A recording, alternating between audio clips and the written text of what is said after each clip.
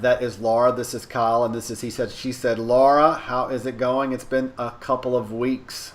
I know, I know. I think this is the longest we've gone without doing a he said, she said. So things are good. Summer's here. Yes, it is. So we needed a summer break, but we're back at it now. So what have we got decked up for tonight? We're going to talk about why we choose to ignore those early signs, those red flags when we see them. And red flags in relationships. Yes. So that's an interesting topic, and you must have some sort of story that kind of piqued your interest in this. So have you got an example potentially that you're going to be sharing with us? Yeah, actually, it was very interesting because one of my closest friends had a really unpleasant experience. A guy she'd been dating for about 4 months who talked the talk, although, had a lot of good things to say. They had a decent weekend. They saw each other this past Friday night and then Saturday night. And as the course of the evening went on and she tried to, just engage him in conversation, about kind of what was going on with them, he, out of the blue, this was to her, out of the blue said, "You know what, I'm not sure we want the same things." And they had conversation. They had gone out for dinner. They had had wine. It was like after midnight. And he pretty much said, "I think you ought to go now." When she texted me first thing in the morning, and of course I called her immediately, she was completely dumbfounded. And we had a chance to begin to kind of gently talk about it. And as the next couple of days transpired, I started to probe her about what observation she's had about this guy, because there were a couple of things that she thought about, and she chose, and today, this morning, she said, "I don't know why I sometimes choose to ignore things when I see them." When she had time to reflect after the bomb being dropped on her, she was able to digest what was going on. The initial shock was over with. Her calmer self kind of began to look at the situation a little bit more judiciously, and then she started to see all the road signs that pointed to where she was currently at. Exactly. Common. Very common. Very common. So I've had my own taste of that. My story really centers around this. I had just came off of a pretty tough 6 months. I had ended a long-term relationship, and really getting back into the swing of dating things had not really worked. It had been tough. So this person came into my life, and at the time, she had what I thought was everything that I wanted, all right, at the time. Now, clearly, most of that was of the physical, and, she just really, to use the old term, she rang my bell, right? So I was so enamored with that aspect of her that I didn't want to pay attention to the road signs. It wasn't the fact that I didn't see them. I just didn't care, because I was so focused on that area and that thing that was so bringing me in. And I think that's common for a lot of people, especially people when they kind of feel they've had a string of bad luck with dating in general. Things haven't really gone their way. So this person comes into their life, and, compared to everything that they had been, kind of came their way, this person looked like Mr. or Mrs. Perfect. And they desperately want to hang on to that. And they'll ignore some of the most obvious road signs, red flags, if you will, knowing full well that if they paid attention to them, they probably wouldn't be with that person, and then they would be back where they were before. in her instance, there are a couple of things at play. One is she's been single a long time, does not love the dating scene, and her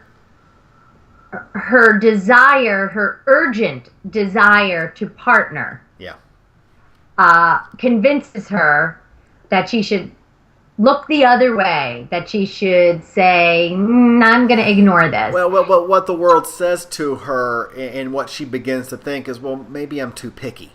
Maybe Right. I'm being way too granular and I'm looking for stuff that really at the end of the day doesn't matter. But when you think about that for a moment,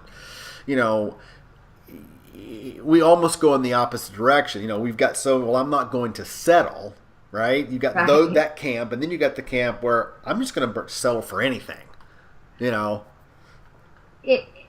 It's really difficult, and I think sometimes there becomes this urgency, this feeling of urgency, especially if you've been dating a while and it hasn't been a lot of fun and there's been a lot of dismal, first dates, and you're like, oh God, just get me out of here. I'll take anything.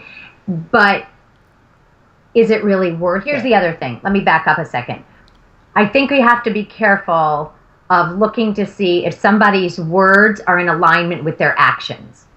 And I think that there's sometimes, this guy had a lot of great words, and like you said, sexy nights out, a couple glasses of wine, perhaps wanting to get laid, are all things that, let's be honest, are like, we say a lot of stuff. Right. There's people who say a lot of shit, and that's all grand, la-di-la-di-la. I've never felt this way, my feelings are scaring me, all kinds of stupid shit. But I really think that you can really trust if someone's actions and their words are in alignment. And this guy's actions and words were very much not in alignment. And, so she found herself first off saying, but he said. And I'm like, yeah, but let's go back over what really happened, what was really going on there. At the end of the day, we have to pay attention to what the person does in every situation, because people have gotten really good at lying, right? I mean, we actually, for lack of when you think about it, we actually celebrate people who are good liars, right? I mean, we have television shows like Reality, which is, those reality competitions where one person is trying to outbest the other through manipulation and lying and so forth. We celebrate that. If we can't look at the individual's actions to determine whether or not they're being truthful, if we're going to rely completely on what they say, then we're going to get taken advantage of time and time again. I'm a believer, and I say this all the time, that the only way any relationship can develop into something that can be sustainable is through time and shared experiences. That means that in month 2, when you've just been dating, I would go so far as to say, I'm so in love with you, might be a little extraordinary. I'm a believer that takes time. And I don't mean like 3 dates or 6 dates time. I mean like 6 months, 12 months time. Like where you've had the opportunity to share experiences. There's been a level of trust and intimacy that's been developed. And you've seen a little of the good, the bad, and the ugly. And you've navigated a little bit of it. I'm one of the people who went out on dates and people were like, oh my God, I'm falling for you. And I'm like, really? You don't really even know me. Like, I don't even look that good in the morning. Like, really? When you've seen me really bad and you're still going, I think you're awesome, we're getting somewhere. So, but I think that people are driven by that need to begin to define it, right? Like, oh my God, I might have a boyfriend. Right. Oh my God, I might be in love. It doesn't work that way as much as we want it to. It just doesn't work that way. Dating the right way Right. takes maturity. Mm-hmm. There is nothing that Imagine when you and Drew first met, all right? Me and the Queen first met. It's rainbows and butterflies. It's just, it's emotion where the valve is turned all the way up, right? We're just living on the warm and fuzzies and the butterflies and so forth. And during that time, we lose our freaking minds. We will sit on the phone and talk to a person for 4 hours when we would normally never do that. We will drive halfway across the country to see someone when we would normally never drive across the street for a coffee.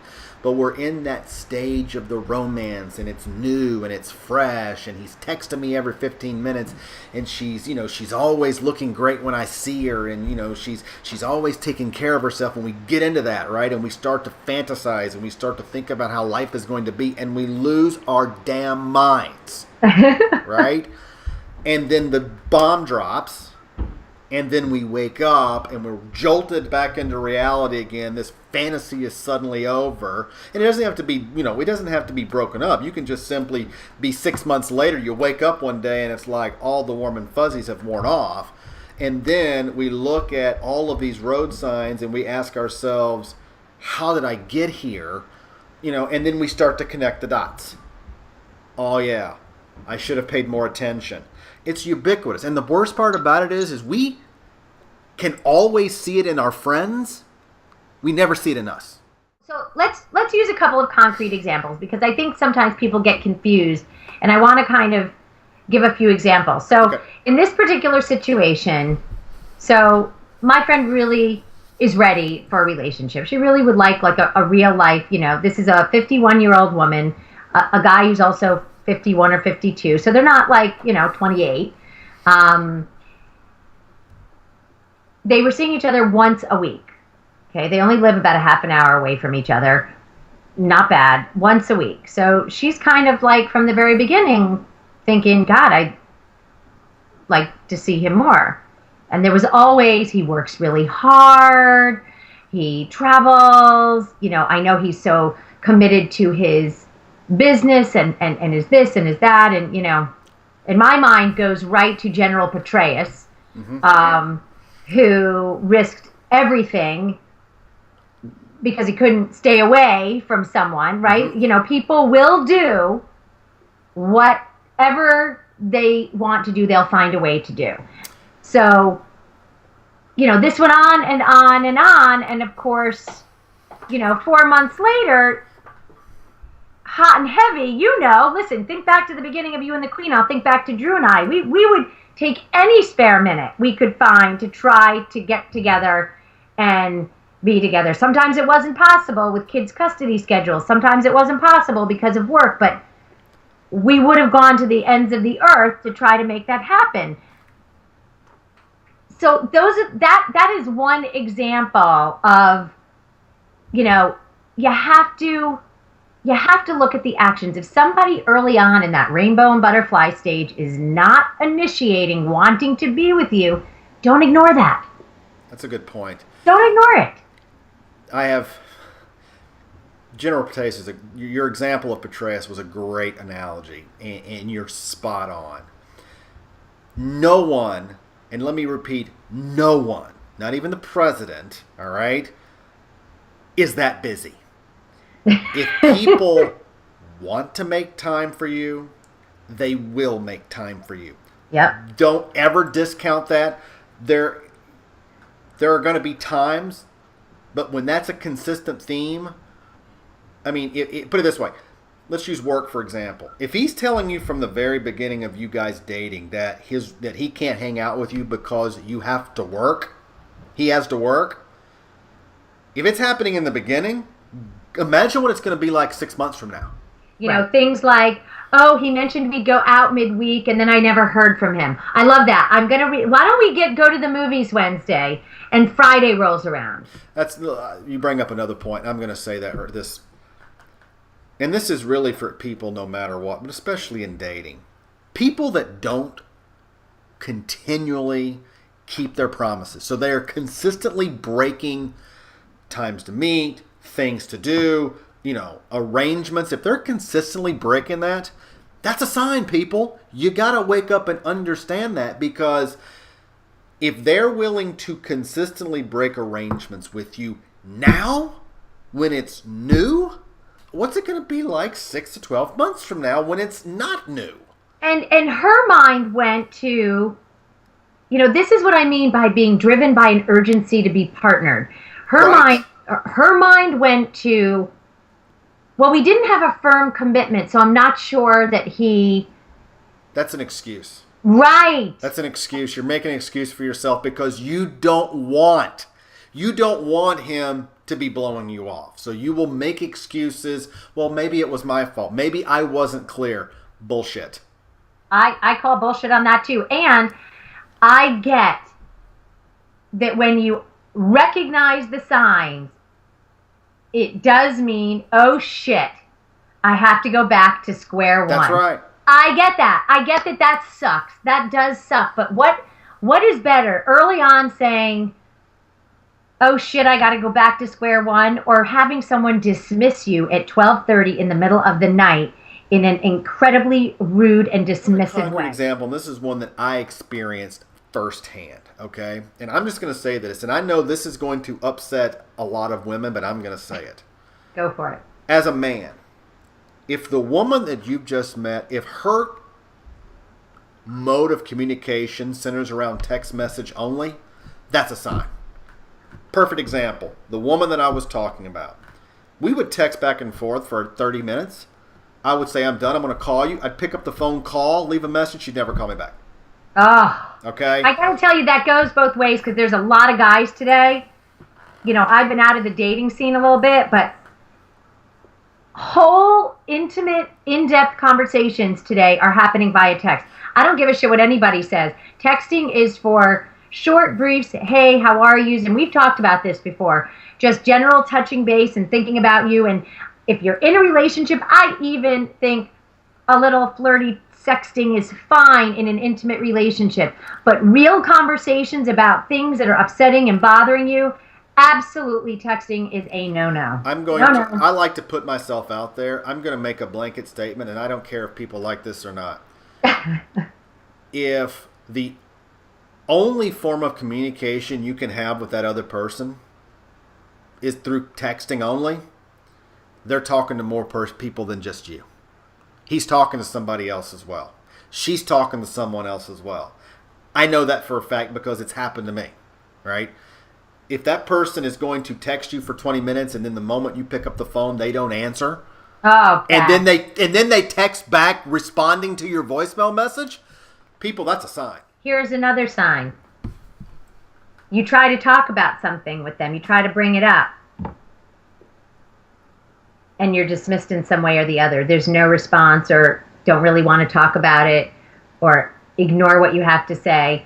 You know what? If somebody is serious about dating you, about if they have any real interest in developing something with you, they want to hear what you have to say. They do. They just do. Especially early on, it's proof of emotional maturity, right? Because if you're in a new relationship with someone, and by new, I'm going to call new 6 months or less. And I'll speak to the women here. Ladies, if you're in a relationship with a man 6 months or less, and at that early stage, if you're having a problem getting him to communicate, that's a sign.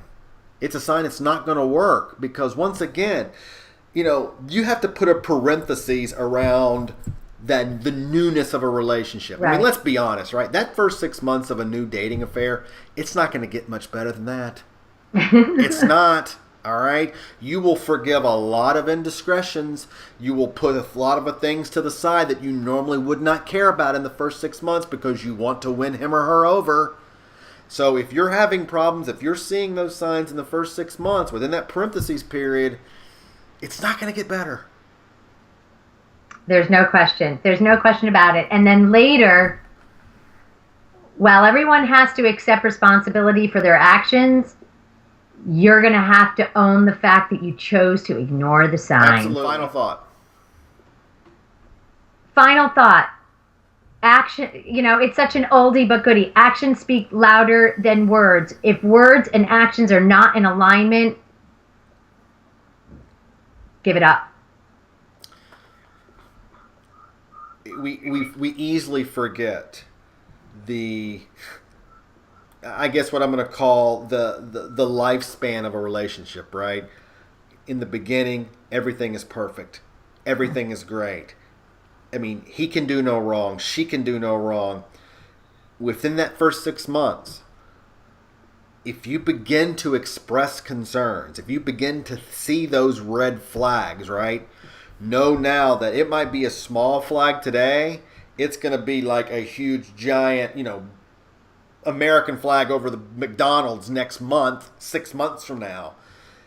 To your point, if you ignore them, if you decide to do that, decide to look the other way because, as you said earlier, you desperately want to couple. It's been a long 6-12 months of dating anybody. I'm really going to latch on to this person and hang on to them for a while. Know what you're doing, because if you're going to ignore those red flags now, they're going to come back later on, and then when you, after the bomb drops and you're able to sit back and relax and be able to look at the situation, you'll be able to connect the dots, and you will beat yourself over the head thinking, I should have known better. And I have one more thing to say, and this is really for everyone out there.